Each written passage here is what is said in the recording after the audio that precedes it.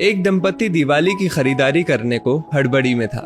पति ने पत्नी से कहा, जल्दी करो, मेरे पास टाइम नहीं है। इतना कहकर वो रूम से बाहर निकल गया। तभी बाहर लॉन में बैठी माँ पर नजर पड़ी।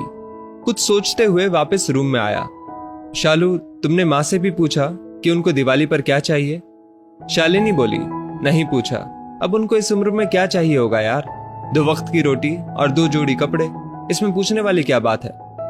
वो बात नहीं है शालू, माँ पहली बार दिवाली पर हमारे घर में रुकी हुई है, वरना तो हर बार गांव में ही रहती है, तो औपचारिकता के लिए ही पूछ लेती। अरे इतना ही माँ पर प्यार उमड़ रहा है तो खुद क्यों नहीं पूछ लेते?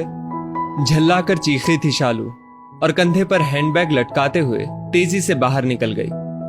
सूरज माँ के पास जाकर बोला, माँ हम लोग दिवाली की खरीदारी के लिए बाजार जा रहे हैं, आपको कुछ चाहिए तो? माँ बीच में ही बोल पड़ी, मुझे कुछ नहीं चाहिए बेटा। सोच लो माँ, अगर कुछ चाहिए तो बता दीजिए। सूरज के बहुत जोर देने पर माँ बोली, ठीक है तुम रुको, मैं लिख कर देती हूँ, तुम्हें और बहू को बहुत खरीदारी करनी है, कहीं भूल ना जाओ। कहकर सूरज की माँ अपने कमरे में चली गई।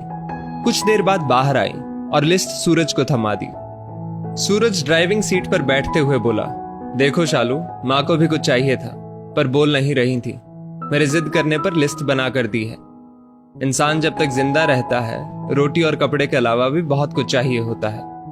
अच्छा बाबा ठीक है, पर पहले मैं अपनी जरूरत का सारा सामान लूंगी, बाद में आप अपनी माँ की लिस्ट देखते रहना। कहकर कार से बाहर निकल गई।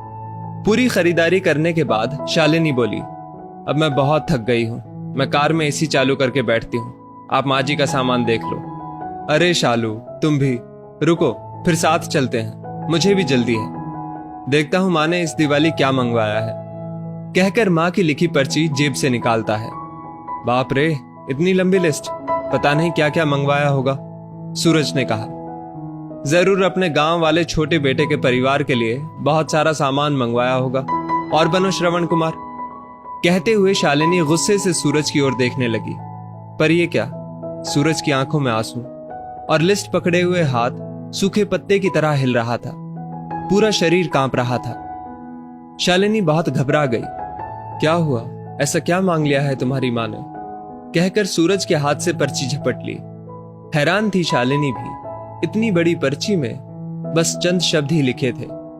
पर्ची में लिखा था, बेटा सूरज, मुझे दिवाली पर तो क्या, किसी भी अवसर पर कुछ नहीं चाहिए, फिर भी तुम जिद कर रहे हो तो तुम्हारे शहर की किसी दुकान में अगर मिल जाए तो फुर्सत के कुछ पल मेरे लिए लेते आना। ढलती सांझ हुई अब मैं। सूरज, मुझे गहराते अंधियारे से डर लगने लगा है, बहुत डर लगता है पल पल मेरी तरफ बढ़ रही मौत को देखकर। जानती हूं इसे टाला नहीं जा सकता, ये शाश्वत सत्य है, पर अकेलेपन से बहुत घबराहट होती है सूरज। तो जब तक तुम्हारे घर पर हूं, कुछ पल बैठा कर मेरे पास, कुछ देर के लिए ही सही, बांट लिया कर मेरे बुढ़ापे का अकेलापन। बिन दीप जलाए ही रोशन हो जाएगी मेरे जीवन की सांझ।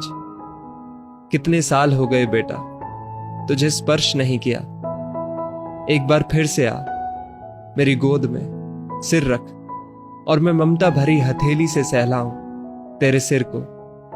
एक बार फिर से इतराए मेरा हृदय मेरे अपनों को करीब, बहुत करीब पाकर, और मुस्कुरा कर मिलूं मौत के गले।